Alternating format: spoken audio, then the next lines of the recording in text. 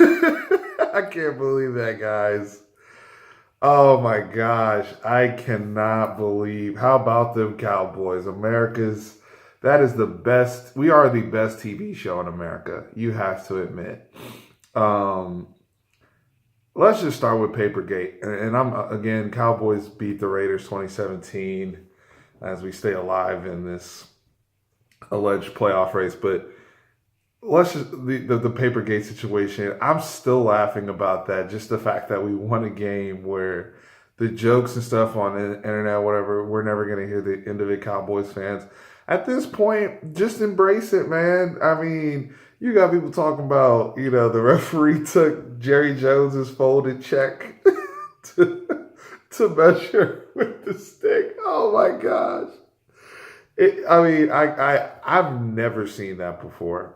I'm gonna have to do some research and really dive into what is the actual rule here. I'm sure that will get broken down all week, along with the catch rule stuff from the Steelers game. Although we already have heard that jargon for years, but I mean, what a crazy day for the NFL just in general, man. Like, wow, wow, wow. I mean, a lot of controversial calls today, but I mean, that was ballsy too. We were on our own side of the field, and keep a drive going that turns to points, and then the Raiders, man, fumbling the Derek Carr, great effort trying to make a play, and the ball flies out of his hand. There's going to be a lot of discussion about the pylon rule. Is that too severe of a penalty? But at the end of the day, that's the rule on that one. I mean, and as soon as that ball left his hand, I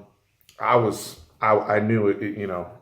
That's our ball. But let me give credit to Jeff Heath. I have been one of the people that has, I said in an earlier video that he sucked, and he had at points in this season. I'm not going to shy away from that. But at this moment in time, and really for the past few weeks, I'm going to put some respect on Jeff Heath's name. Thank you, sir. Thank you for your service. Thank you for making that play. And everybody else, Anthony Brown, Jordan Lewis, all those young boys need to thank you. And I was excited for my young boys in the first half. They were balling out, Cheeto included. And the second half, they really struggled. I think the coaches struggled as well. Ongoing thing that I talk about every week. The adjustments were made. We were slow to pick up to their adjustments. Our young guys struggled, started getting kind of picked on. But somebody needed to step up and make a play.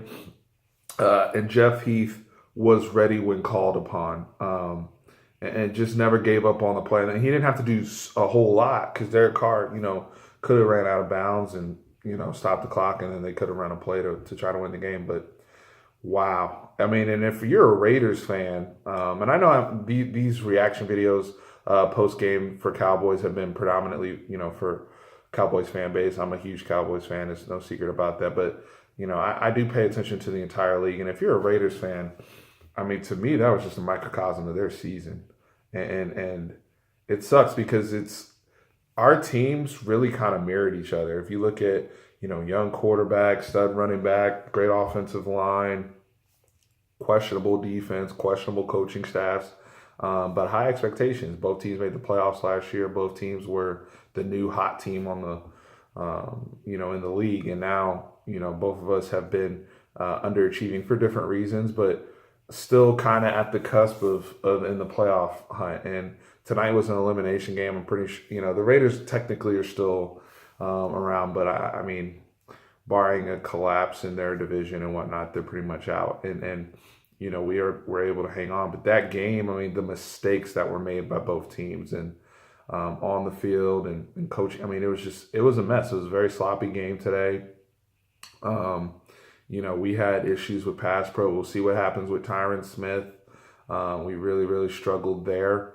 Some of it even led to, obviously the one interception with Dak, but, wow. Can't believe we pulled that out. Great play by Des Bryant on the deep ball. We finally got one. And I just want to touch on something. Dak actually threw the ball downfield outstanding today. I know Terrence dropped one on the flea flicker. And there were some other throws. There was only one throw that Dak had downfield where it should have been picked by TJ Carey when he was trying to hit Cole Beasley and he didn't see the corner come up in the zone. But other than that, the ball was on point. And people like to criticize Dak Prescott for being a dink and dunk quarterback. But when you look at when he actually does throw the ball down the field, a lot of these plays, the receivers are incapable of making plays on the ball downfield. We don't have great deep ball receivers, and that's what Des Bryant is supposed to be. But he's more of a jump ball guy than a get behind the defense type of guy. The only person we really had like that was Bryce Butler.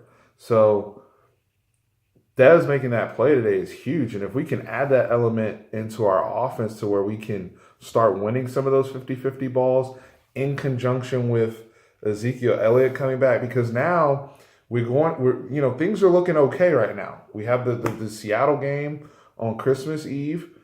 Ezekiel Elliott's going to be present. We've made it through that storm. We haven't, obviously the goal is to get into the playoffs in terms of our immediate goal, but Ezekiel Elliott coming back. I know everybody saw the photographs of my dude on the beach looking chiseled and all that. And the bet with Eric Dickerson that he's going to go for 200. We'll see about that. But Seattle got, curb stomped to get today.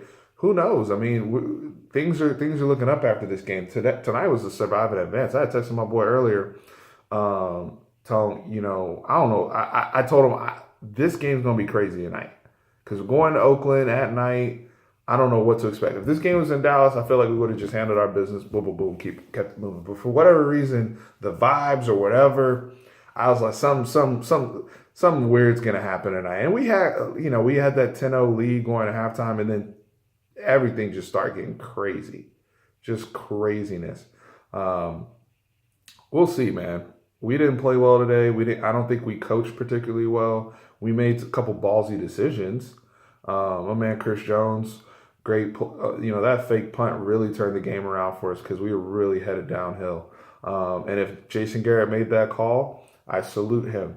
Part of me suspects that Chris Jones read the defense and did it, but who knows? If typically those plays the head coach does have to make, give final say if the punter can take a risk like that. Even going back to the folded piece of paper. Where the dude took Jerry Jones's check and gave us a first down. Why are we doing a quarterback sneak out of empty? I think we were trying to do the thing that the Patriots do, that Tom Brady does all the time, but he always does that as they're like in hurry up running to the line of scrimmage. Whereas like with this, like we tried to motion Cole Beasley, which like brought another person to the box, but we don't have like a fullback or running back behind Dak to like push him. I don't know. It was wow. It feels weird. Good in a good way to be like on the right side of a game like that. I'll be honest with you, because too many times as a Cowboys fan we're on the wrong side of those. Most notably the 2014 Packers playoff game. So I don't know, guys.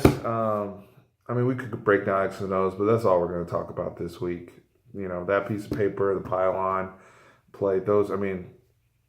But we're still alive, we're still standing, and we're getting our best football player back. So couldn't ask for anything else. Glad we got the W. Go Cowboys.